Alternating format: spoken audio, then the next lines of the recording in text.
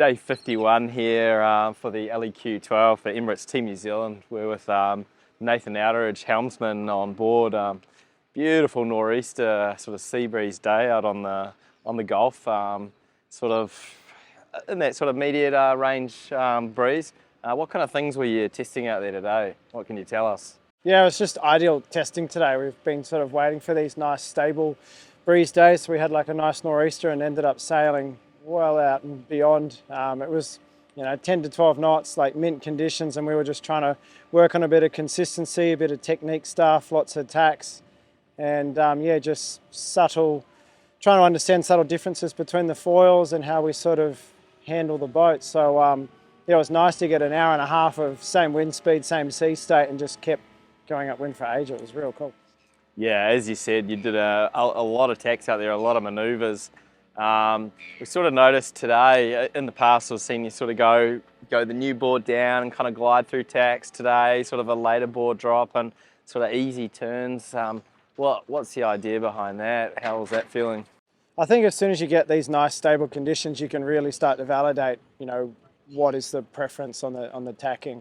So often when you're sailing in the harbour, it's so gusty and shifty that you're just looking to get the board in and turning and get going. Whereas as soon as it gets that more stable conditions, you can really try and find, the differences between early boards, fast turn rates, slow turn rates, and what you do with the sail trims. So, as we kept going, we just kept thinking of ideas on things to test and try, and plenty of feedback from the chase boat on how we can do things better, which is always fun as a sailor, just to getting, continual push. So it was a cool day like that.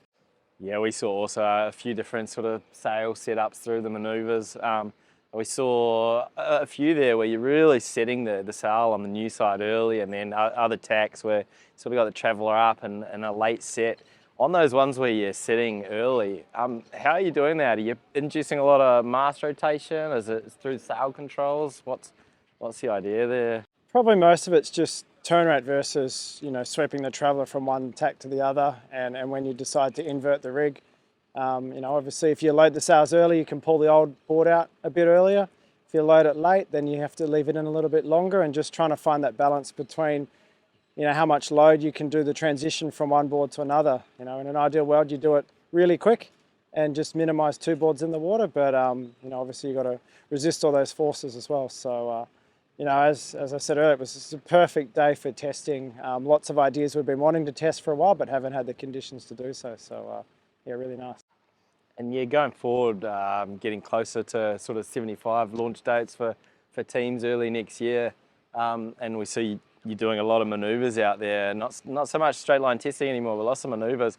Is that kind of a mindset in the fact that you think once you get the 75 up and foiling, you're just going to have to be nailing those manoeuvres in the light air, sort of go with aggressive fast foils, or how does that translate going forwards?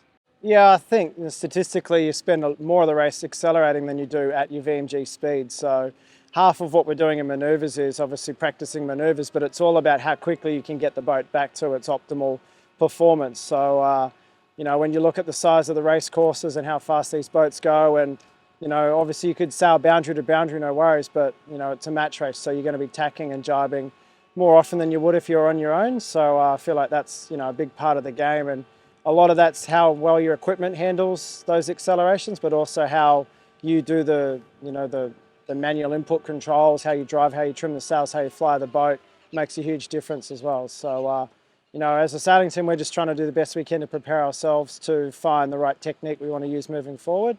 And as soon as we can kind of lock that in, then we can get some consistency to do really good equipment testing. So you see it across all the teams, everyone's kind of striving to do the same thing. And honestly, it probably does get a bit boring if you just sail a straight line for ages on your own. So, straight line performance is nice to kind of get locked in, but, it's probably more beneficial when there's a second boat out there with you. No, I appreciate you running us through those questions. And the boat's looking good, performing well, and hopefully we'll see you out for one or two more sessions leading up to Christmas. Yep, almost Christmas, another day to go, and I'm looking forward to a break. Nice, cheers mate, appreciate the time.